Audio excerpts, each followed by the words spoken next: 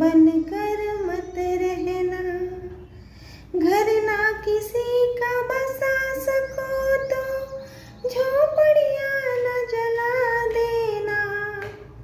मरहम पट्टी कर ना सको तो छार नमक न लगा देना। मान रहो तो ही अच्छा, कम से कम विष तो मत घोलो। बोलो अगर पहले तुम तोलो, फिर मुख को खोला करना। पुष्प नहीं बन सकते तुम तो कांटे बन